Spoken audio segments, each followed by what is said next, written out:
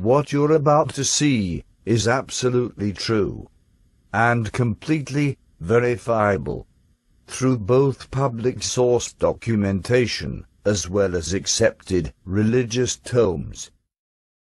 Full information is available here.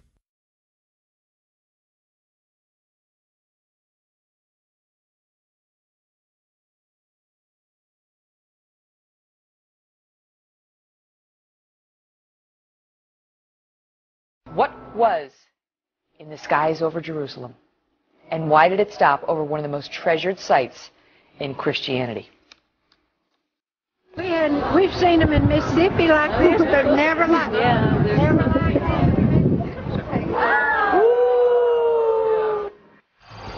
Well, if you surf around online today, and it probably will not be long before you come across footage of a UFO in the skies over Jerusalem. Now it is sparking intense debate on the internet. Trace Gallagher following this live from our West Coast News. So the question is, what was that UFO? What was it doing over Jerusalem? And, is he back?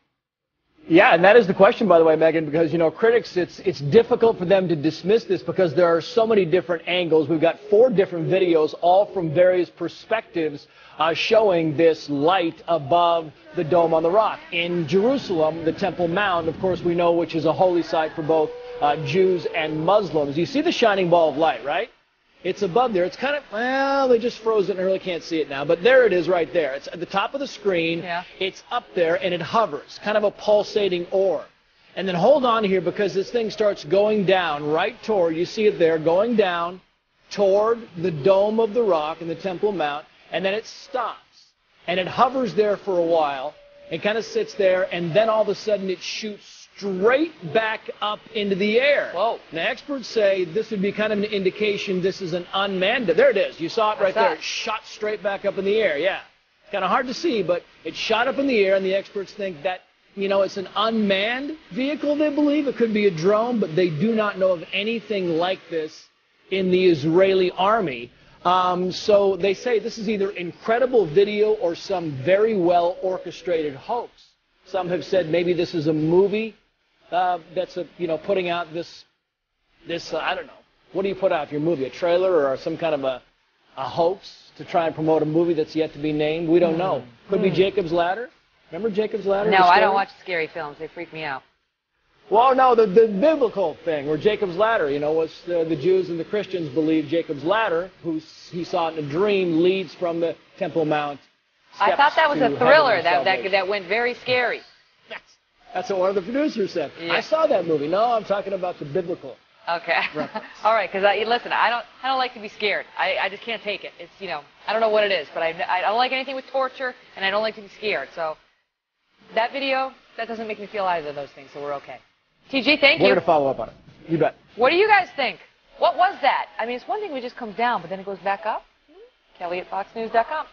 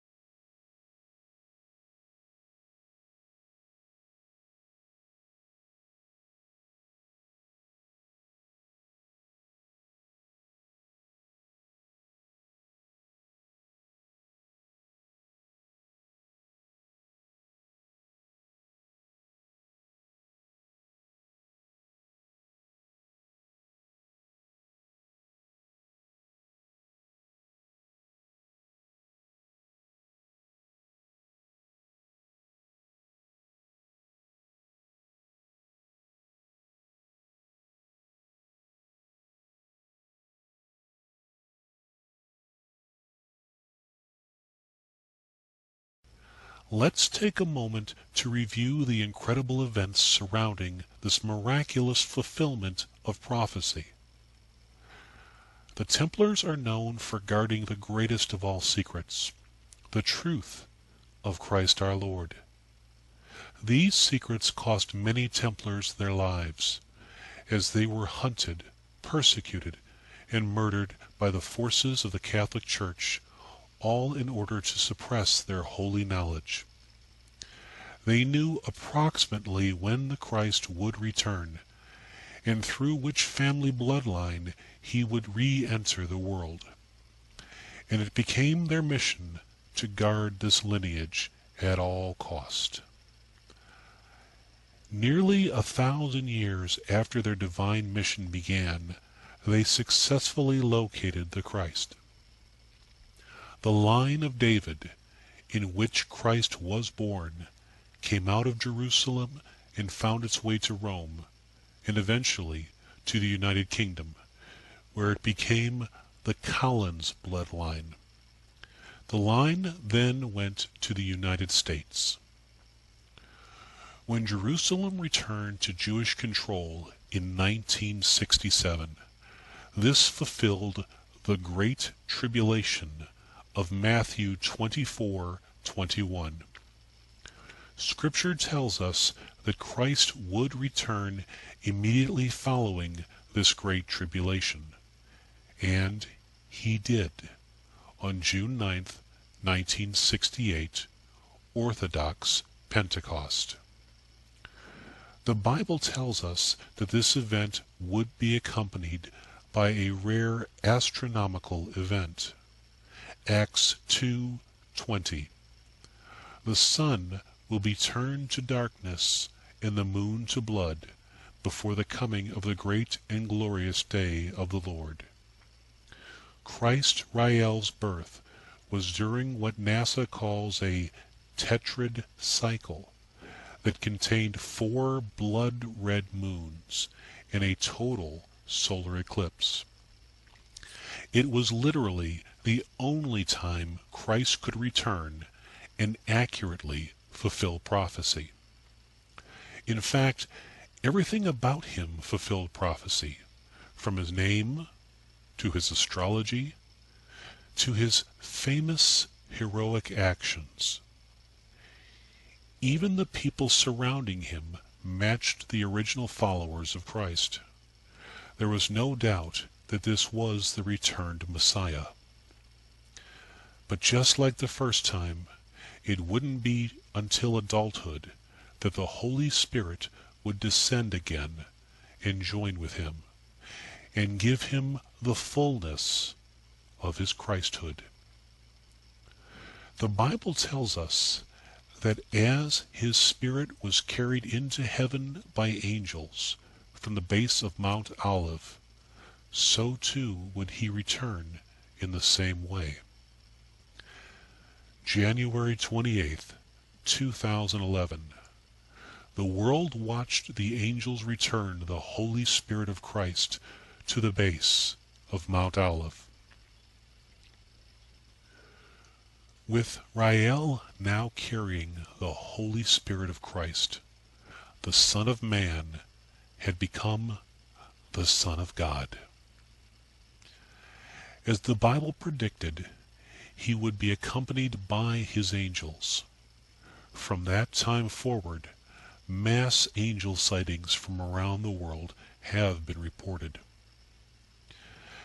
Before the Christ could reveal himself to the world, the Bible said the man of lawlessness had to be exposed, and the 2 witnesses had to testify.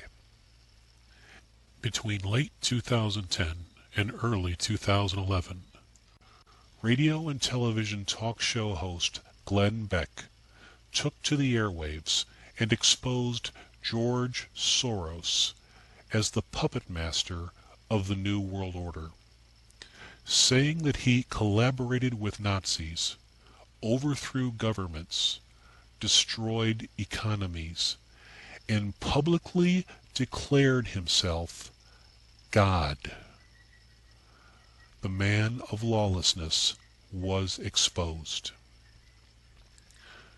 Two men came forward and made headlines around the world when they both predicted the same date that Christ would return, May 21st, 2011.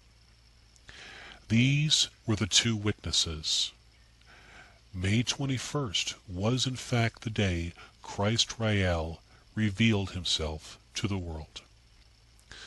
But the Bible says one more thing must happen before Christ revealed himself. Rebellion. From January forward, a great international rebellion, the likes of which has never been seen, toppled multiple governments, and presently there's no end in sight. The press has named it Arab Spring. So all of the prophecies regarding the return of our Lord have been fulfilled. On May 21st, 2011, the Christ, Lord Rael, addressed the world. He warned that if we did not all come to him, he would demonstrate his power through a string of chastisements, starting with Christians in America. Immediately following his announcement, American Christians flooded the internet with mockery, laughter, and blasphemies against Lord Rael. The following day, Lord Rael unleashed the most powerful string of tornadoes ever recorded onto America's Bible Belt. The area is called the Bible Belt because it contains the highest concentration of Christians in the United States. Lord Rael kept his word. But as expected, the people did not learn their lesson. He told the people that he would continue to shake their lands. Major earthquakes and aftershocks have been continuing at an unprecedented rate since his threat. The people still laughed, still rejected him. He said he would rain fire upon them.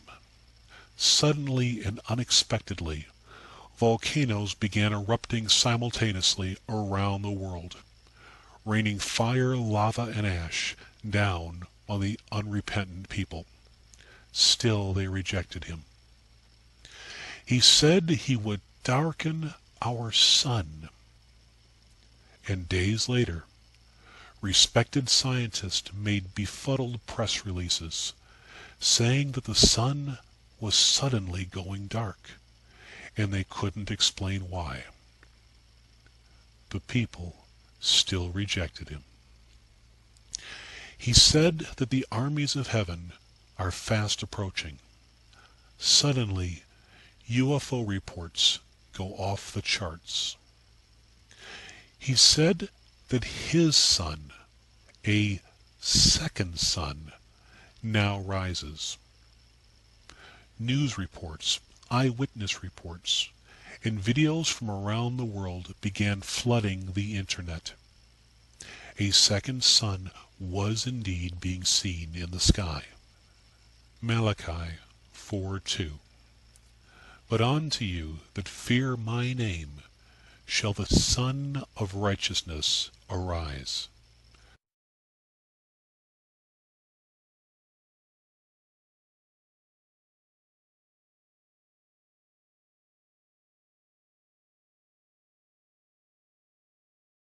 As your space agencies already know, the armies of heaven are fast approaching. Yield to me now, and I shall restore peace and prosperity.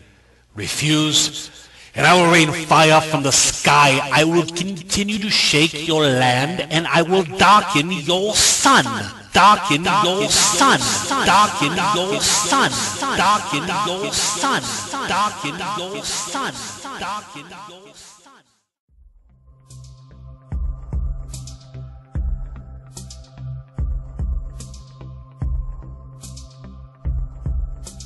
the sun is going into a period of unusually low activity. The announcement comes from experts at the National Solar Observatory and the Air Force Research Laboratory.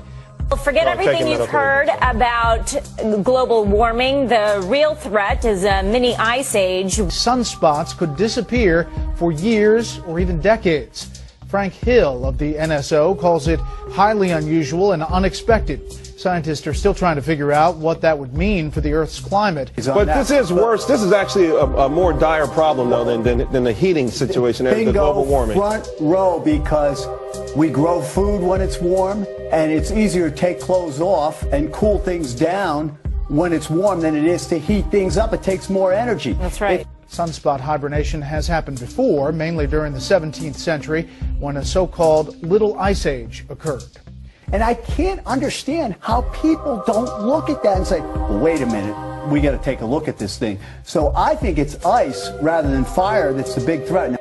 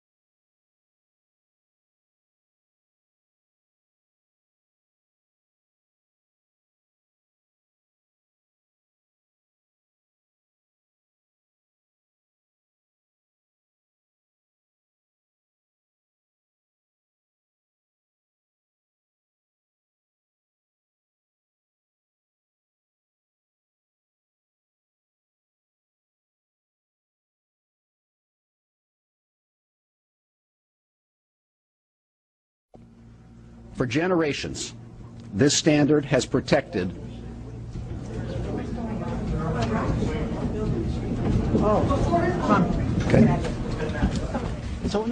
We're following breaking news right now out of Washington, D.C., where a magnitude 5.3 earthquake has been felt in the D.C. area. The Pentagon has been evacuated. We were just talking to Senator Coons of Delaware, who, like so many others right now, slightly shaken by the tremors that they felt. The senator telling me live that the ground literally shook beneath him. Andrea Mitchell, as you also well know, would normally be live during this hour. She's now on the phone as her show was interrupted as a result of this. Andrea, can you tell me what you're hearing and what was even felt at our D.C. bureau there? Cameron, I've never felt anything like this. We're all...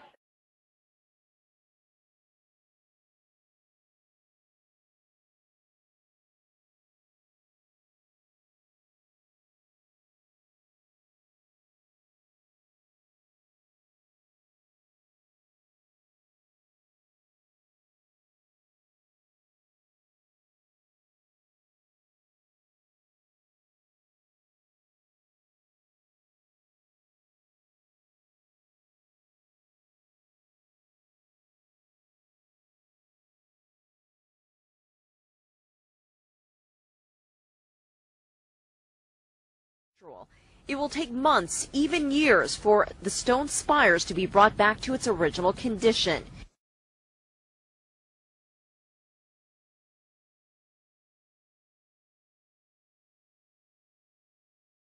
On the National Mall, the closed Washington Monument continued to attract visitors. Park police kept tourists a safe distance away. And how long the repair work is going to take. It's impossible to give an exact date.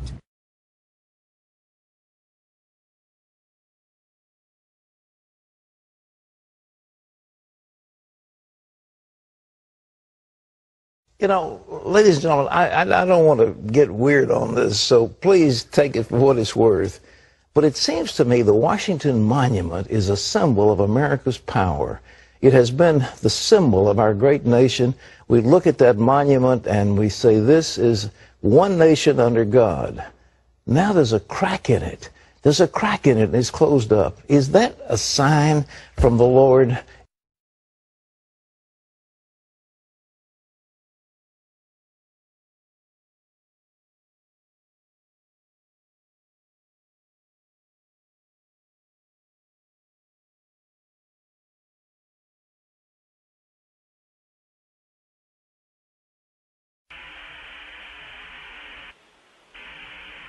And we're just off the coast of the Carolinas now, in the Outer Banks area, and that's the direction we understand the storm is headed. It's got a ways to go. It's clear here. There's a little bit of structure in the clouds, but not much. I take that back. There's thin stuff that's actually spiraling way out here. In Houston, we're just talking here, and it struck us. We're used to traveling a long ways in a short amount of time, but this storm is stretching from Cuba to the Carolinas, and that is one scary big storm. Yeah, you bet, Mike. I mean, it was almost 6 minutes that you guys were directly over that thing, so that just gives us a little bit of the scale. It's pretty incredible.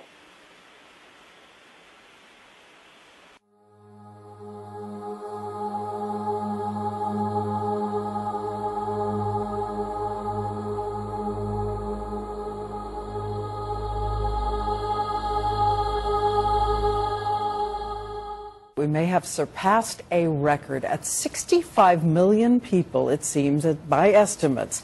More people were hit by Hurricane Irene than have ever been hit by a single storm in the history of the United States. Washington, D.C., you'd think by now they'd get the message. An earthquake, a hurricane. Are you listening? And now it's time for an act of God, and we're getting it.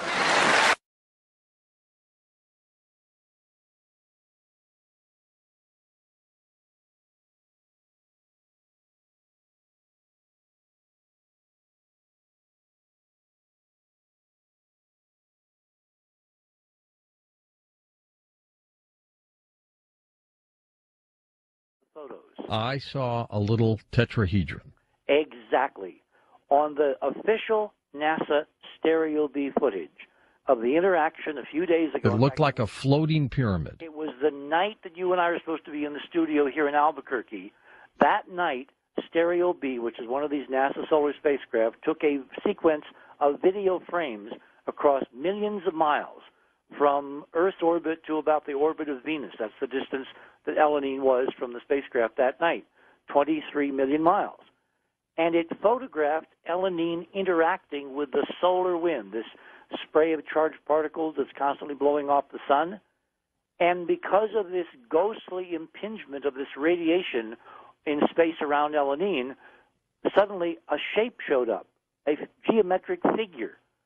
Elenin appears to have a tetrahedrally shaped geometric, I can only call it a force field, which is interacting with the solar wind, with hydrogen and free protons and electrons that basically recombine to cause it to light up, kind of like glowing when it hits this screen. That shape, that geometry, is incredibly recursive of the geometry embodied in the trajectory. All those 19.5 numbers are now embodied in the shape of the field around this thing itself, meaning it's not just a Bergy bit, it cannot just be a comet, it has to be an actual ship with generators and computers and control, meaning it could do anything from here on.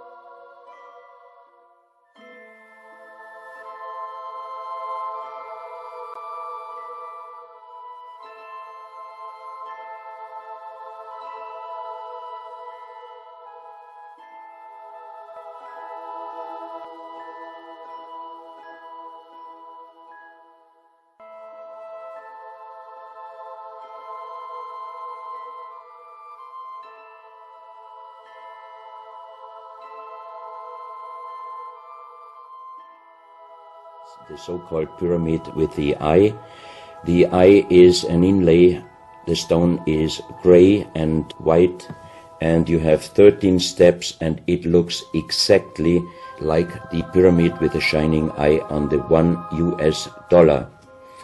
If you put this pyramid under black light, the eye is shining very strongly, and it looks really like an eye, but not real like a human eye. Here you have a close-up of the eye, and you can see the colors of the inlay. On the bottom of this pyramid, you have the inlay in little gold plates showing the Orion star constellation, and you have unknown writing. The translation of Professor Kurt Schildmann, who was the president of the German Linguistic Association, and he was perfect in more than 40 languages. He was able to translate this writing. He called it pre-Sanskrit because it is older than the oldest writing. And the translation of these 4 letters you can see here, his translation is "The Son of the Creator comes."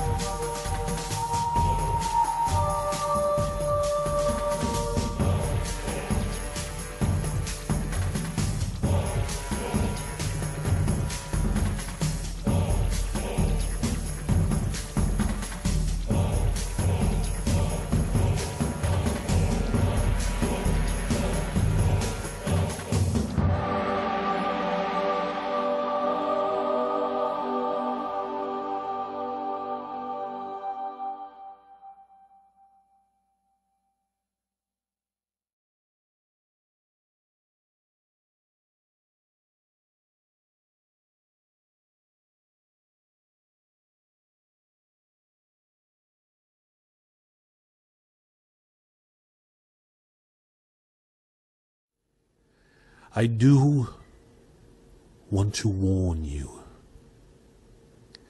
that what you have seen thus far is but a wake-up call. I want you to prepare. Now, to other pressing matters. This is to both Israel and the United Nations. Do not divide my land. There is a Palestinian solution. It does not involve the reduction of Israel. Israel is to remain intact.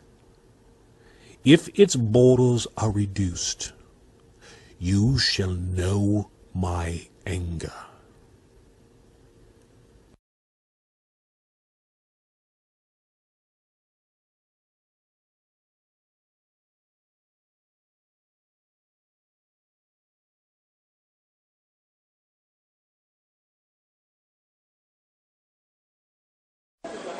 After days of diplomatic wrangling and decades of waiting, a formal application from the Palestinian state for membership of the United Nations. The letter handed over to the Secretary-General by Mahmoud Abbas in his capacity as chairman of the Palestine Liberation Organization. Then a resounding ovation as a Palestinian leader entered the General Assembly chamber. Applause echoed thousands of miles away in Ramallah, where crowds had gathered to watch these momentous events in Palestinian history unfolding. And they heard a speech very different to those a notably reserved Mahmoud Abbas had given in the past. The tone that of an earlier era, before the so-called peace process got underway at Oslo. The Palestinian leader not merely asking for UN membership, but demanding it as a right.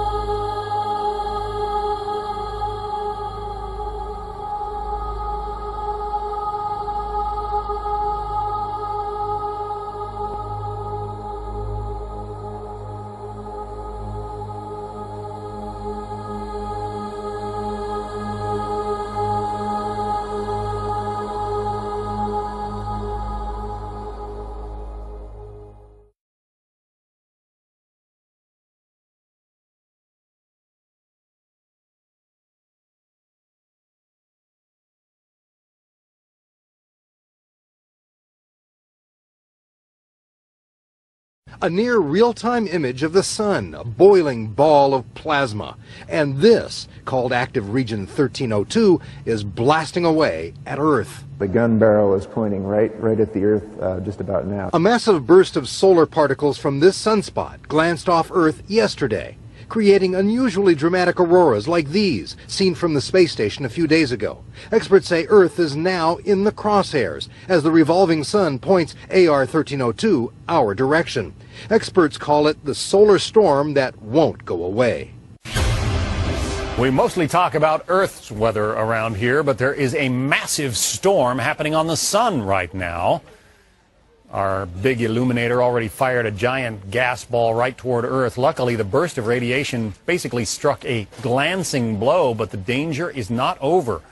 Solar flares like this one could short-circuit satellites, interrupting television and internet transmissions. They could also halt financial transactions, believe it or not. The flare could create giant power surges on Earth that would trigger blackouts over huge areas, and those are just some of the dangers.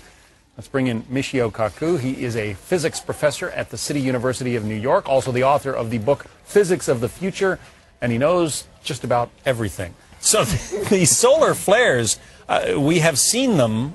We've got pictures of them, thankfully, from NASA. We can't really predict when they're going to erupt? No, but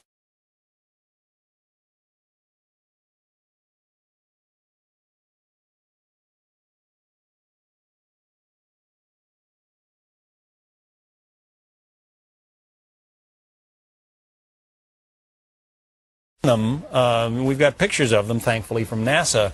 We can't really predict when they're going to erupt? No, but we dodged the bullet. This past weekend, a gigantic solar flare just grazed by the Earth, lighting up the skies over southern England. They saw the northern lights light up because of the aurora borealis. And that sunspot on the sun is still shooting solar flares at the Earth. The sun is taking pot shots at the Earth. The sun does rotate just like the Earth does. And I guess we were lucky. You said it was a glancing blow. It basically wasn't aimed at us, but it is kind of spinning more toward us. That's right. There's a sunspot 8 times bigger than the Earth, which just opened up just a few days ago. And it's erupting by shooting solar flares like a rifle pointed at more or less the direction of the Earth.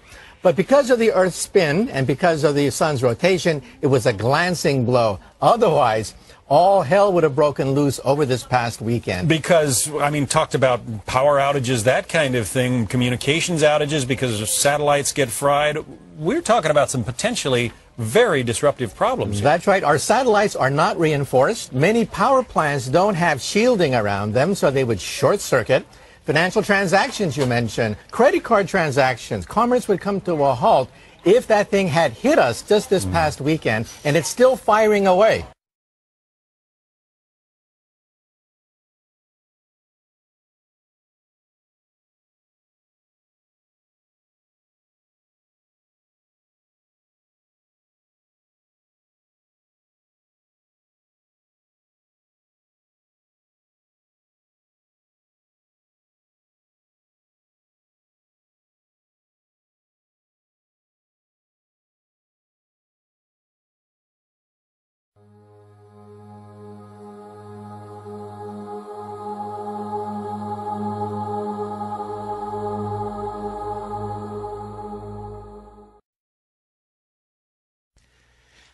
As your space agencies already know, the armies of heaven are fast approaching. Yield to me now, and I shall restore peace and prosperity. Refuse, and I will rain fire from the sky.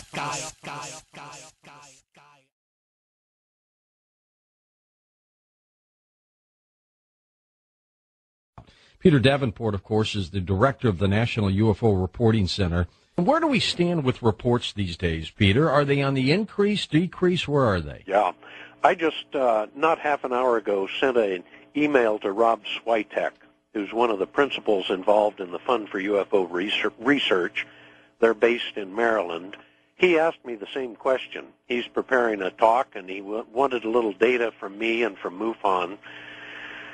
I have never seen so many reports as I have seen over the last 4 or 5 months, George. I don't know what's happening. I rarely do, actually. All I do is take these reports, I proofread them, post them to our website, and try to make heads or tails out of what's going on. But June, July, and August of this year, I was just inundated with reports, the likes of which I haven't seen in the 17 years that I've been doing this crazy job.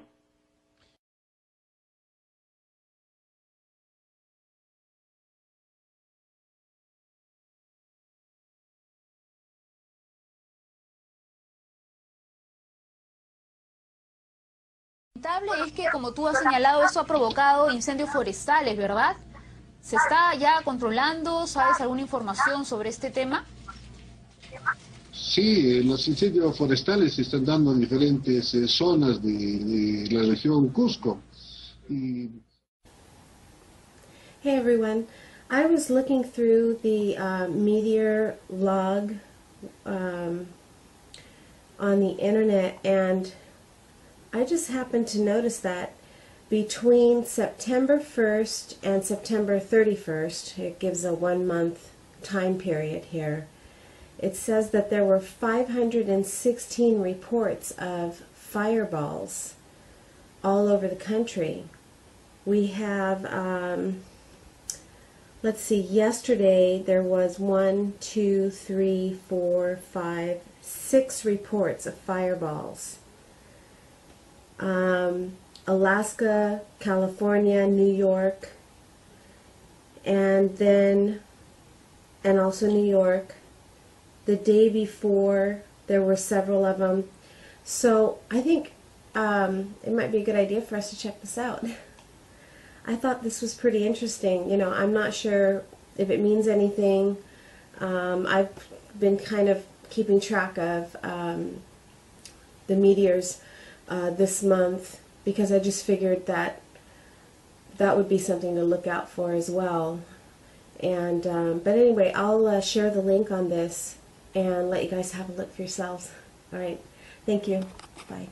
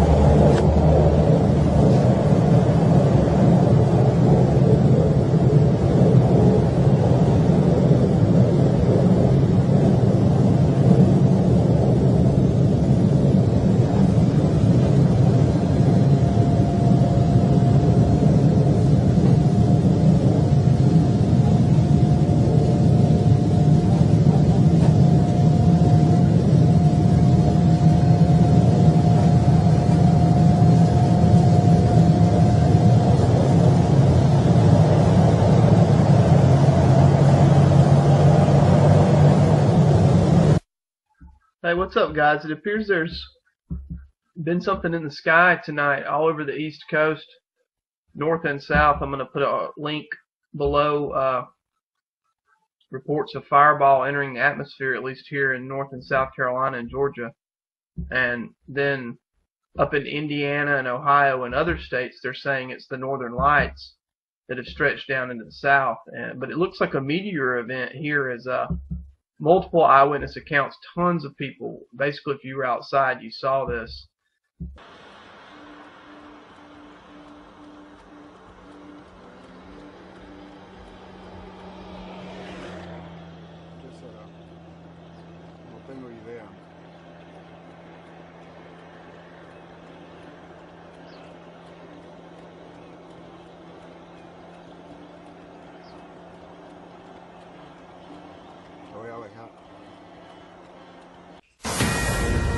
Fox News Alert, new information now on the fate of the International Space Station. NASA just announcing astronauts may need to evacuate the space outpost in the next few weeks.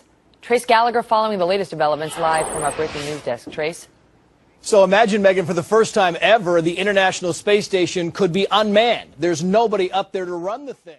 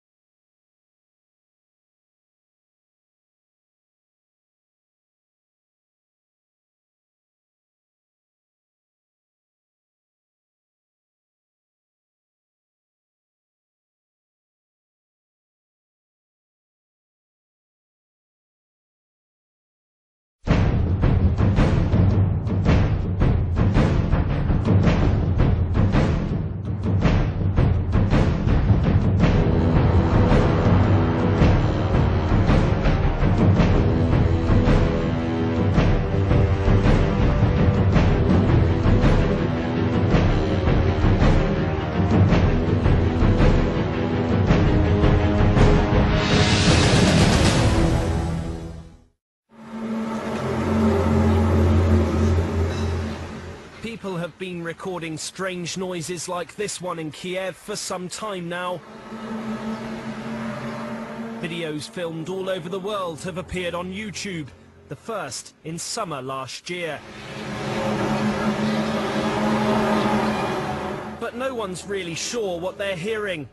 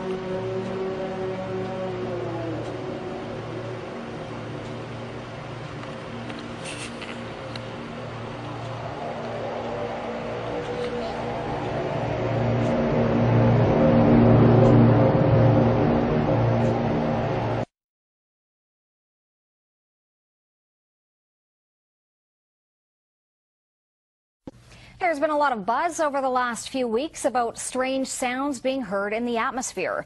People around the world and here at home have reported hearing some bizarre noises.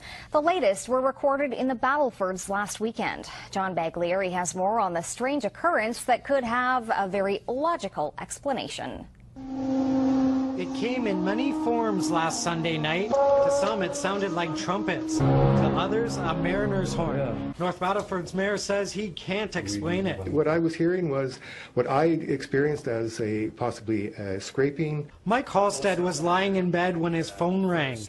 Calls and text messages came in from his friends saying they too had similar experiences. That's when the goosebumps got me, and I kind of thought, yeah, it's awfully strange. Hey, 93.3 The Rock? The next day, the local radio station The Rock got flooded with over 40 calls and Facebook messages, each person wanting to know what that sound was last night. I don't think I've ever had a response that big about something, and it's interesting, right? Human nature, people just want to know what the sounds are. It's now days later, and the city is still abuzz with talk about the sounds.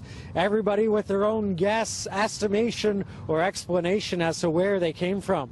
I've heard Jesus is coming back. I've heard that it's 2012, the world is ending. This phenomenon stretched beyond North Battleford. Similar experiences were reported in Saskatoon, northern Saskatchewan, and parts of the U.S., even in Europe. U of S professor Jean-Pierre Saint-Maurice says there is a natural explanation. Somehow they're picking up noise from an environmental antenna that happens to be there. That is electromagnetic noise. Nice natural noise, but really, actually, it's not a noise. It's electromagnetic waves emitted from the aurora above our head or emitted from the radiation belts a bit more to the south. Maurice says it's normal, and there's nothing to worry about. Whether a scientific explanation will satisfy all those people who say they heard something they can't explain is up in the air. John Baglieri, CTV News, North Battleford.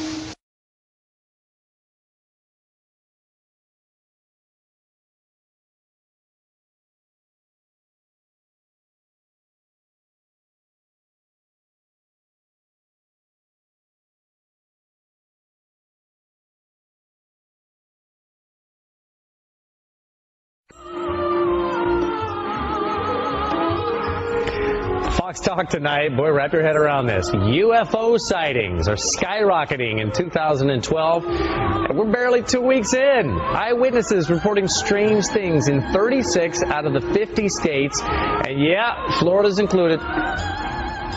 We are joined on the phone right now, Peter Davenport from he's the director of the UFO Center there in Washington. Peter, let me tell you something. Everybody's got a cell phone camera these days. I'm imagining if you're having a lot of sightings, you're getting some pretty good pictures. Well, we get some pictures, but the overwhelming majority of them are of low quality, as you say, from those cell phones. What we encourage people to do if they see what they think may be a UFO is try to get a good camera, stabilize the camera no matter what they're using, and try to get a good still photo of it. Peter, why do you think you're getting so many this early in the year? Is it because it's 2012 and you got everybody going, oh, it's the Mayan calendar? I'm not one of those who believes that there's anything special about 2012, Bob, but I just before this program, I reviewed our database. We took 110 reports on New Year's Eve. 13 of them are from Florida. And something is going on. I think it's picked up dramatically, the number of reports we're receiving, but what it means, I have no idea.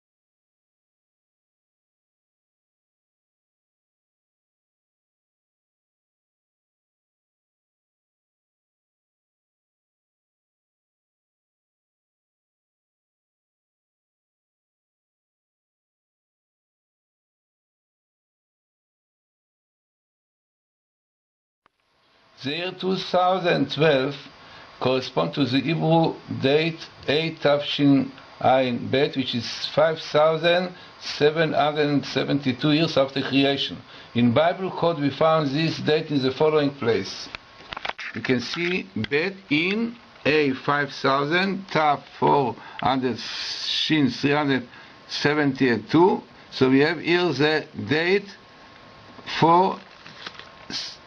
Here we can see clearly, to show you, it is B in 5,400, 300, 772 years, and then the continuation is Mazal, the zodiac of as of the Capricorn. So we have only once in Bible code, in the Torah, this sentence.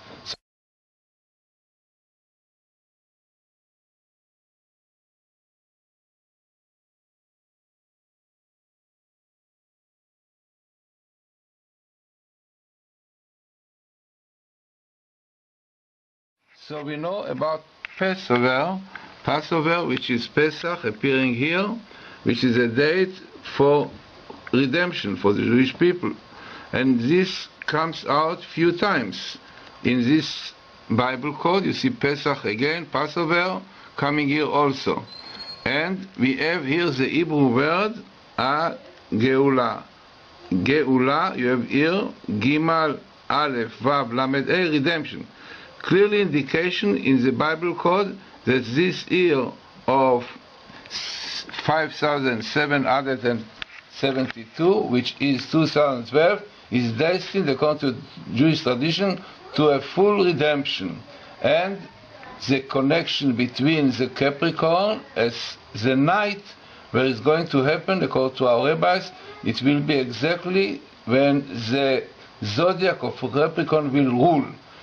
It will be on Thursday, Pesach night, and this is the time when Jews came out of Egypt in the past.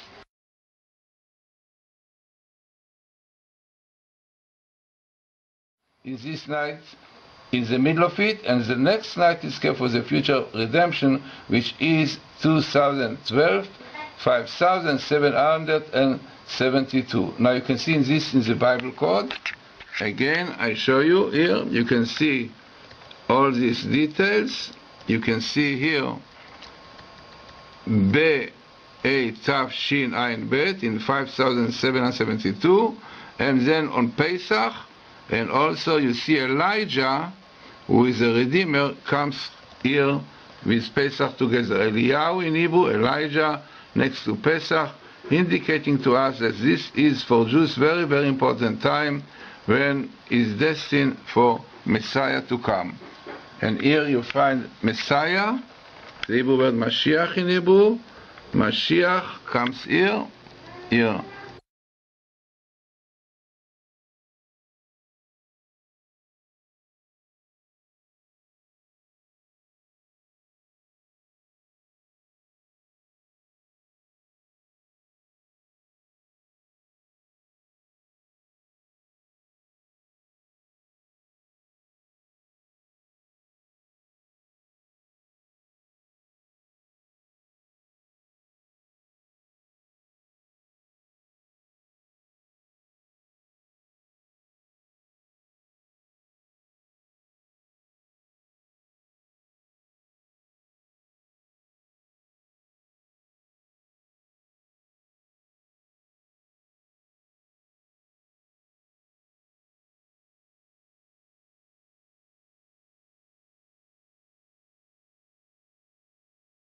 If you surf around online today, and it probably will not be long before you come across footage of a UFO in the skies over Jerusalem.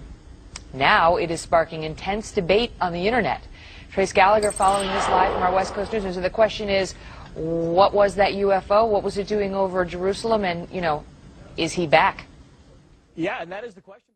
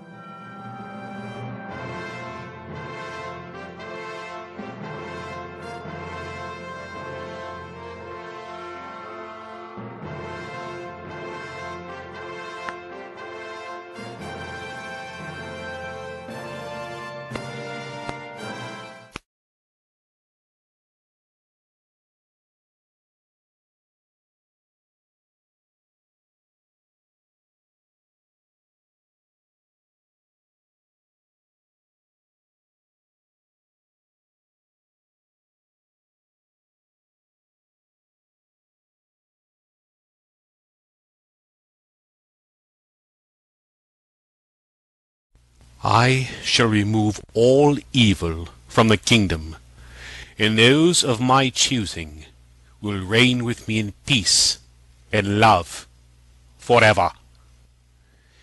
My Father's breath is already upon you. As never before, you are feeling your lands move, the water rising, in the gust of his nostrils laying waste to your embankments. He will be here soon.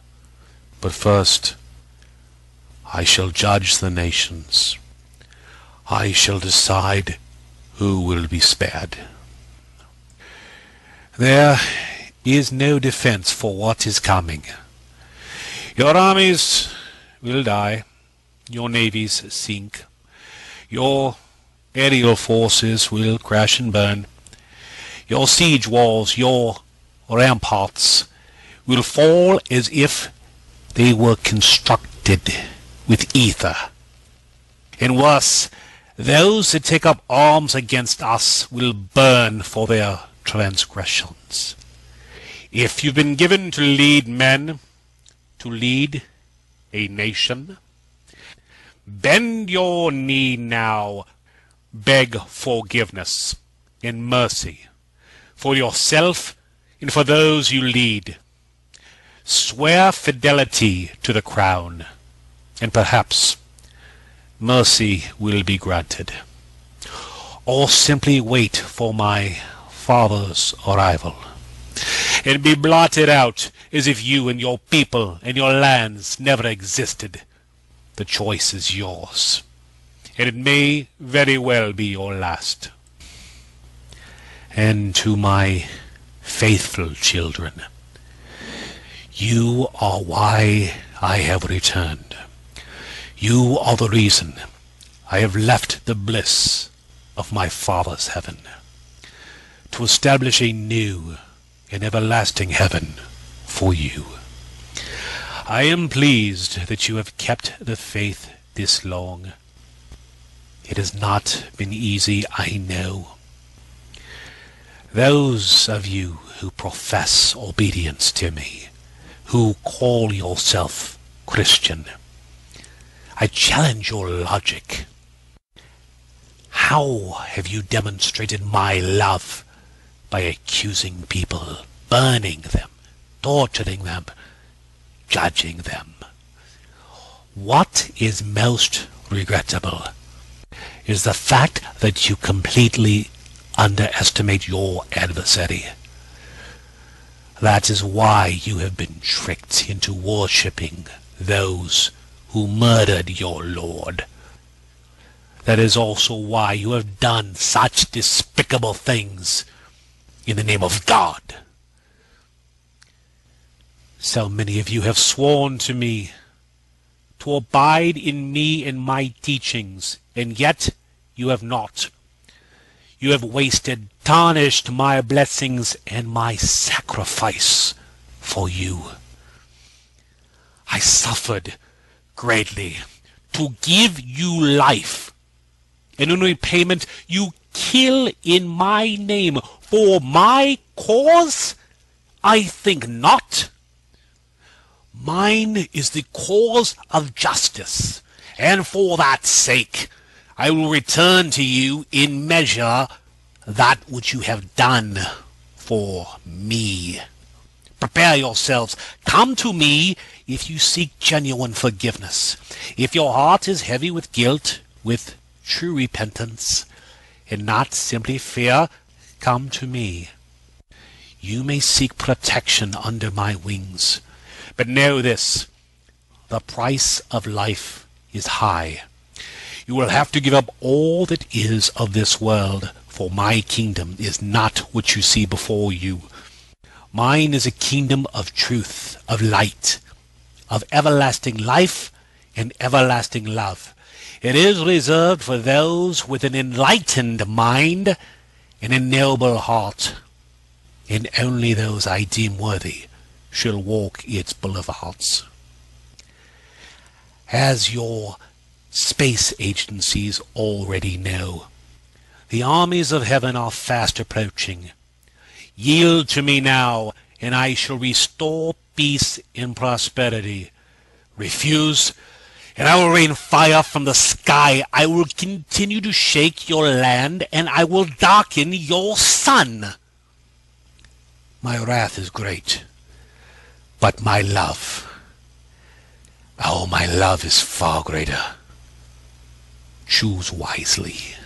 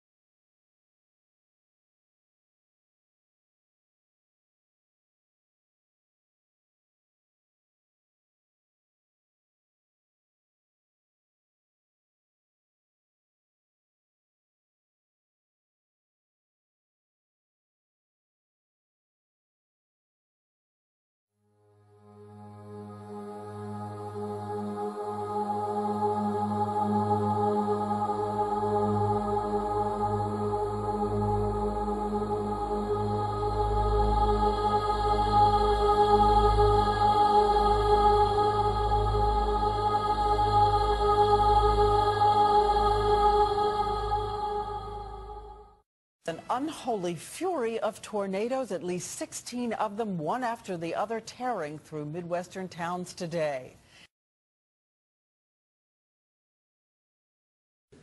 On our broadcast tonight, the devastation across 7 states, entire neighborhoods destroyed in that violent outbreak of storms.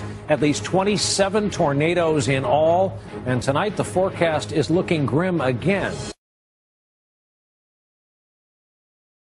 A wall of monster tornadoes is tearing across this nation. 37 million Americans in their path. 4 states are under the highest possible alert, and this is why. Terrifying scenes on the ground. The view from a car window in Indiana. Tonight on Nightly News, state of emergency on the ground here in Indiana and across the tornado zone. Dozens are dead, entire towns destroyed. Small country town in Indiana, and it is, as you can see, virtually gone. Virtually every house in this community is like this. If it is standing, it is certainly not inhabitable. And you mentioned the EF4 category rating. That means winds of 175 miles per hour. Across this path, it is nothing but destruction. Good evening. Tonight, a U.S. senator from Indiana said they'd appreciate the prayers of everyone watching television tonight. We are in the midst of covering a massive outbreak of severe weather this evening, the likes of which we're not sure we've ever seen before. 155 million Americans have been in the path of severe weather today and remain so tonight. We've had tornadoes in 8 states so far. At one point this evening, as we said, there were 19 separate tornado warnings. They are all over the map in the southeast, including some major cities, including some smaller towns that are frankly no longer standing. At the heart of some of these storms is some of the strongest weather this planet can produce. Weather Channel meteorologist Jim Cantori is on the ground in Henryville, Indiana, the scene of some of the worst damage we have seen all day. Jim, are you with us? Yeah, good evening, Brian. We just kind of rolled in here and pulled off away from all the emergency vehicles. There's just an entourage of those coming in right now here into Henryville, Indiana. Just a massive tornado. I mean, take a look at some of these pictures. We understand that 9 people so far have lost their lives. They expect that death toll to climb as they are just beginning a massive search and rescue effort over 4 counties this evening. But look at the kind of damage. Homes completely destroyed. School buses. Thank goodness no kids were in those buses at the time. They were wrapped into the sides of buildings and even the school here, the elementary school behind me, sustaining major damage. At one point, a young child saw the funnel cloud, told the bus driver as they were going home. The bus driver turned around, came back to this school. They took shelter in it, even though the tornado had wrecked it quite a bit. They were all fine and are all accounted for this evening. So what a wild ride for those kids. Certainly something they'll never forget, but a very good and positive ending. That's not going to be the case, though, for so many here. We've got dozens of injuries. We've got emergency vehicles just lining the streets out and through here, as this is really just a breaking story. We watched this tornado develop, push across all of southern Indiana, in through northern Kentucky, almost into West Virginia, and then eerily, right behind that, another tornado developed and almost followed the same track. So if the first one didn't hit you, the second one was coming right in. But what's amazing about this outbreak is it's covered so many states in the month of March, and it probably will go down as one of the strongest outbreaks ever. We could easily have, by the time it's all said and done, a month's worth of tornadoes, which is 87 on average, in just one day. An amazing storm.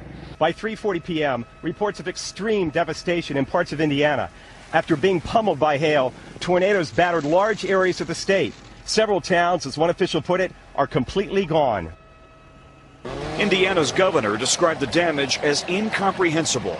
All the things that mere mortals can do aren't enough sometimes. Oh my God. Across America's midsection, more than 100 tornadoes on Friday, from the Gulf states to the Great Lakes, as a third of the country spent the day trying to recover from a day of devastation and heartbreak. My friend, you've been with KFES for a long time. Describe this storm as all the storms you've reported on over these years. This is really something. Well, like I said, Lauren, I mean, this looks exactly like the scene from Galesburg, Kansas, from Joplin, Missouri, from Alabama, where you've got just nothing left but foundations of buildings and then just piles and piles of debris. It is reminiscent of Joplin. I hate to say it.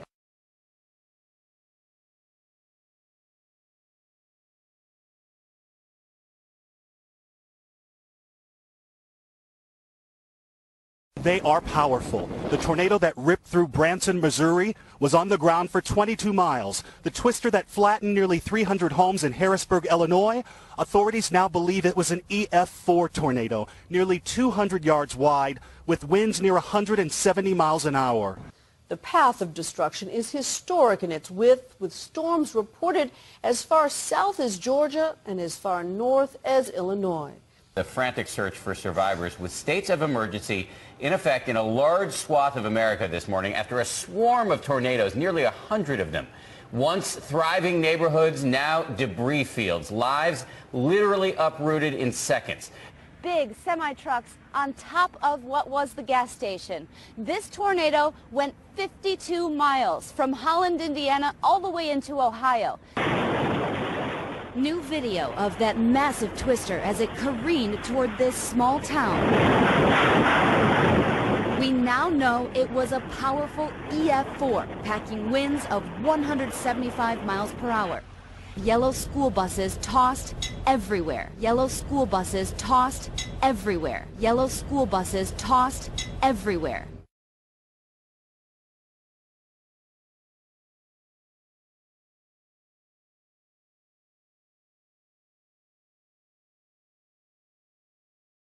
This monster system took aim at Indiana. So why did this happen?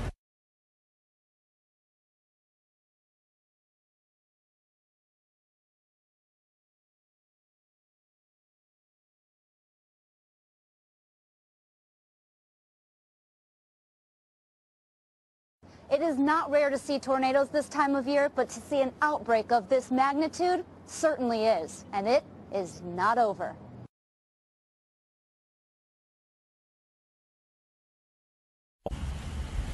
A string of violent, severe storms and tornadoes killed dozens of people in Ohio, Kentucky, and Indiana on Friday. I gotta go find my mom.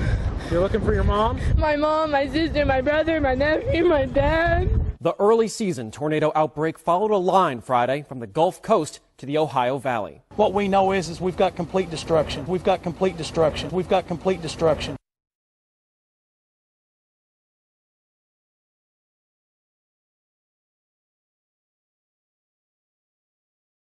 What you are seeing here is a map put out by the National Weather Service, which shows where the 90 tornadoes hit Friday and Saturday.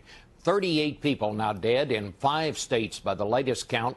An unbelievable 27.5 million people were put at risk by the storm. These storms in Kentucky, the worst in 24 years, and in Indiana, the town of Henryville was hit by a twister packing 175-mile-an-hour winds, and it stayed on the ground for more than 50 miles.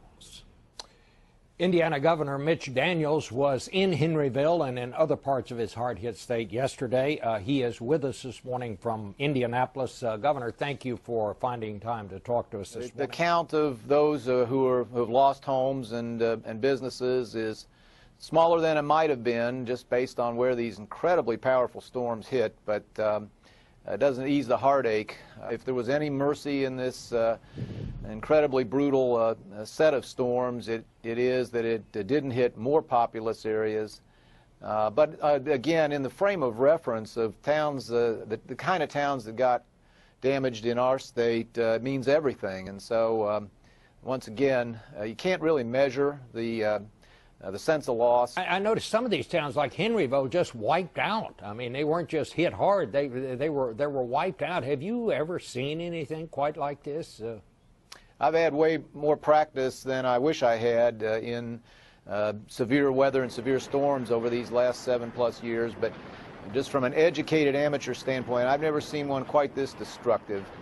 The continuity of the storm as you followed its path, this one didn't, as far as I could tell, pick up and come down very often. It just moved like a lawnmower through some of the most beautiful countryside and some of the most beautiful towns that we have. So I'll leave to the experts what number to put on it. I'll just tell you that I haven't seen worse.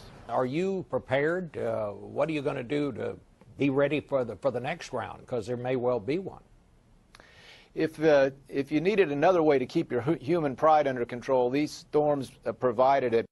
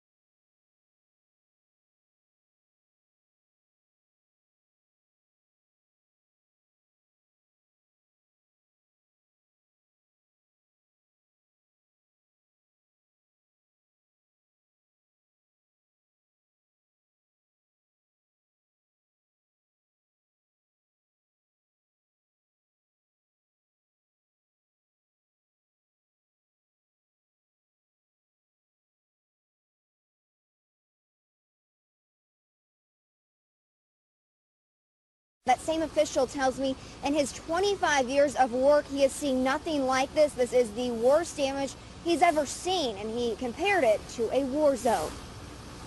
And we are just now learning just how bad western Kentucky was hit. The death toll there has risen to 20, and a state of emergency is in effect. The National Guard's been called in as well, as Kentucky's governor says the hardest hit areas look like a bomb went off. Survivors all describing it the same way. War zone. War zone. Yeah. It looked like we were bombed. Yeah, it looks like a war zone. Looks like somebody's come through and just flattened.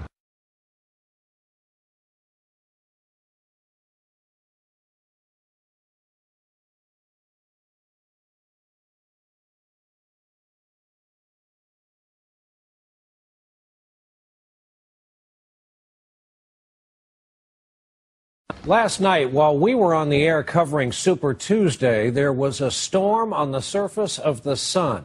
And that energy, those waves, are traveling toward us at over 4 million miles an hour right now, which means it could arrive as early as between 1 a.m. and 5 a.m. Eastern Time tonight. It could affect a lot of things. Past storms like this have knocked out power grids here on Earth, attacked communications and GPS, and already some commercial airlines have rerouted flights to avoid interference from it. Tom, good evening. Hi, Brian. I've been on the phone with the folks at NOAA in Boulder, Colorado, and in simple terms, the atmosphere around the sun has been blown away, leaving charged particles in a magnetic field which are now speeding towards the Earth, as you said, 4 million miles an hour.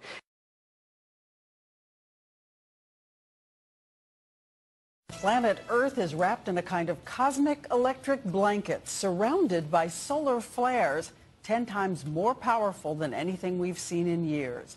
The flares bombard the Earth's magnetic field.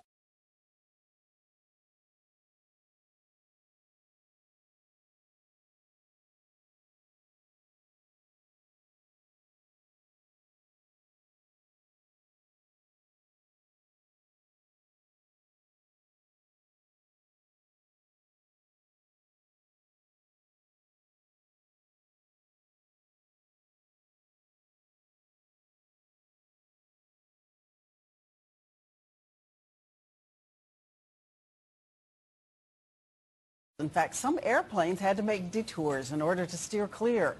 And the nation's top scientists are monitoring the power grids. ABC's Sam Champion has been tracking this all day and tells us what those scientists are seeing so far. These are the eruptions on the surface of the sun. Solar flares more than 500,000 miles high and 10 million times more powerful than a volcanic eruption that sent today's solar storm barreling down to Earth. setting off a white-knuckle watch for trouble.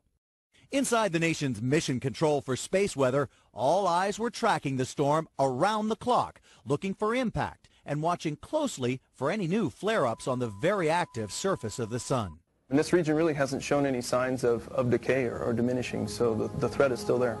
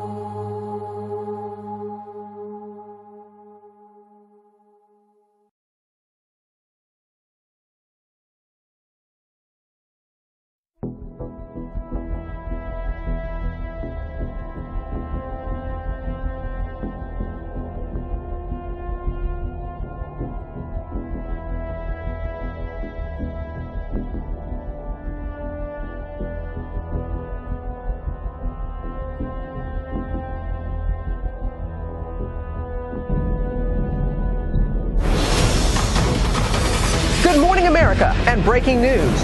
Deadly heat. The record-breaking wave of extreme weather. Violent storms blamed for at least 17 deaths. Oh my God! Trees falling on homes and cars, millions without power right now. But we begin with the heat wave that's burning up so much of the country. 16 states under heat warnings or advisories this morning, and adding to the scorcher, millions without power. Our extreme weather team has been tracking every angle. Red dots are the warmest temperatures ever in cities. Folks, this has never happened before. Red dots are the warmest temperatures ever in cities. Folks, this has never happened before. Red dots are the warmest temperatures ever in cities. Folks, this has never happened before. Nashville, Tennessee, 109 degrees. Atlanta, Georgia, 106. Look at Raleigh at 105. We were on pace with the temperatures that were in Saudi Arabia and deserts all over the country with some of the hottest temperatures in the world. Hottest temperatures in the world. Hottest temperatures in the world. Now, with that heat came an awful lot of storms. About 1,000 storms kicked off on Friday, and then we had 800 yesterday. About 1,000 storms kicked off on Friday, and then we had 800 yesterday. Our Ginger Z is in Arlington. We're Ginger, right where you are. My family, part of the millions of folks who spent the weekend without power this morning. Good morning, Ginger. Good morning, Sam, and good morning, everyone. This is one of so many neighborhoods, not only in Virginia, where you see trees and the power lines, a virtual minefield in the streets, but anywhere from the Carolinas to Ohio. They had round after round of severe storms, and now the extreme heat. Powerful winds up to 90 miles per hour blew through Chicago late Sunday. It came with teeming rain and hail. The storms dropped Chicago's temperature by 20 degrees quick, but did little to cool off the rest of the country, still sweating it out. This morning, at least 3 million homes are without power across 7 states. At least 3 million homes are without power across 7 states. At least 3 million homes are without power across 7 states. At least 14 confirmed dead, all after this powerful line of storms blew through from the Midwest to the Mid-Atlantic Friday. Oh my God! These storms so widespread that some folks are not going to get power back until Friday. That would put them at day 7 with no electricity. And you saw Sam's forecast, Josh. This is not good. Yeah, it's hard to believe.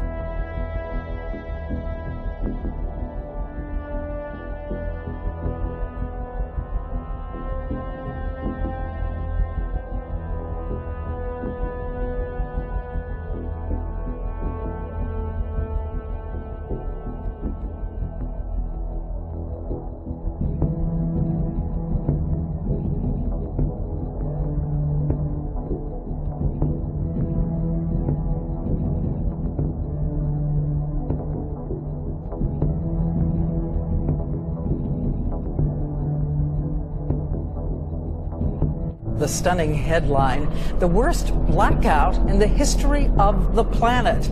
More than 600 million people across India. Think of it this way. It's as if the entire population of North and Central America combined was thrown into the dark.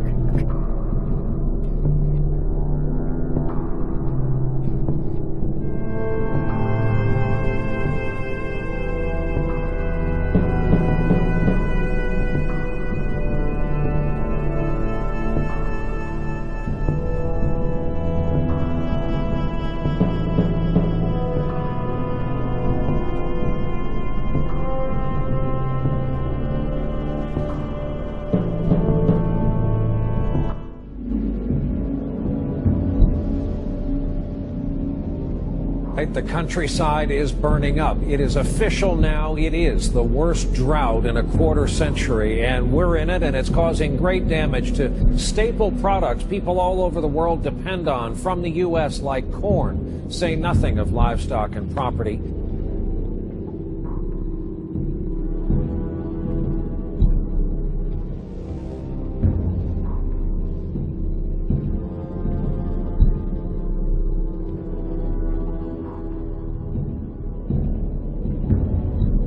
The nation's heartland has been hit hard by the worst drought on record.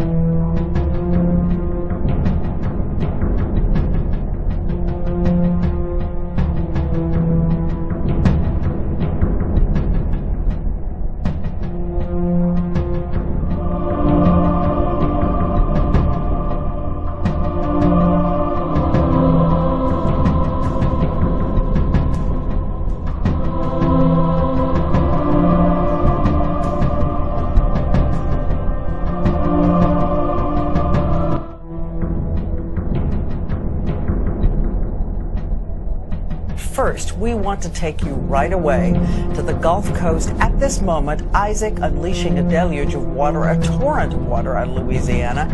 And this is the 7th anniversary of Hurricane Katrina. This is the 7th anniversary of Hurricane Katrina. This is the 7th anniversary of Hurricane Katrina. Once again, we are seeing in some neighborhoods families being rescued from their homes, from their roofs.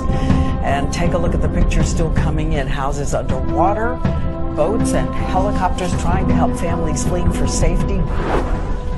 On the 7th anniversary of Katrina, it was another day of rooftop rescues.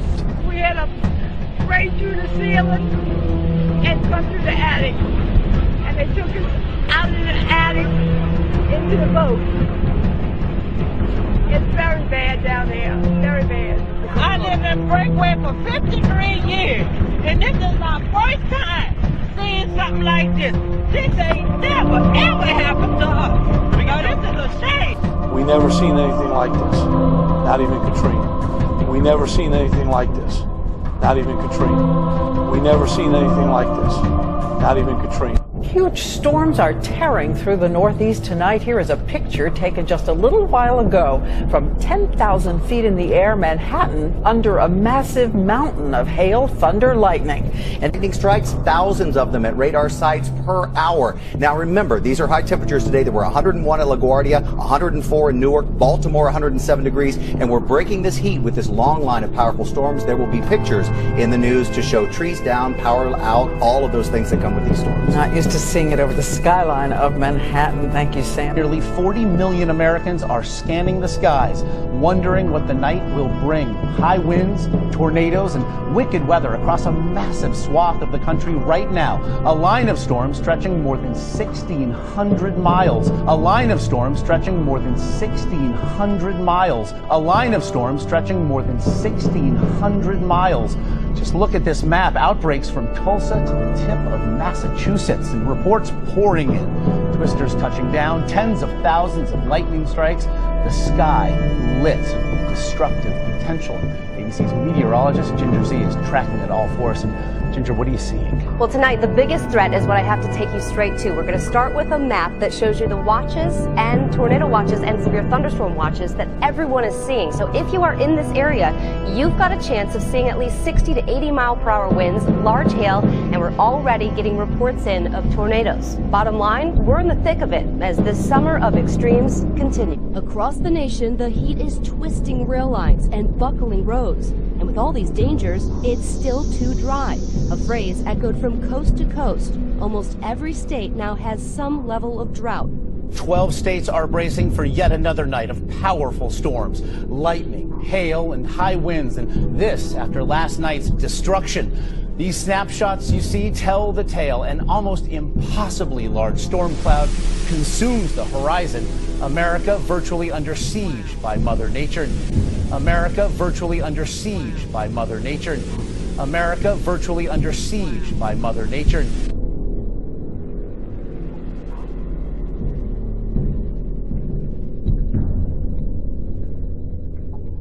New alarm tonight from the CDC about an outbreak of the West Nile virus, more widespread than they have ever seen before. More widespread than they have ever seen before. More widespread than they have ever seen before.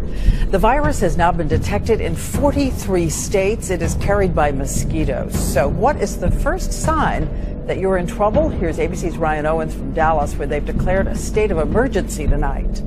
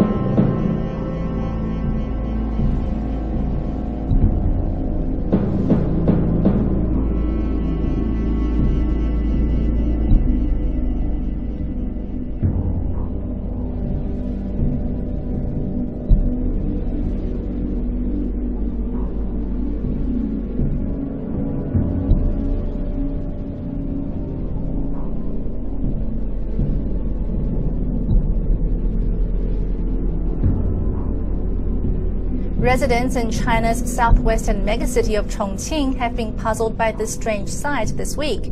These images of the Yangtze River, the longest in China, have been surfacing since Wednesday. This stretch of the river around Chongqing looks like it's been dyed blood red.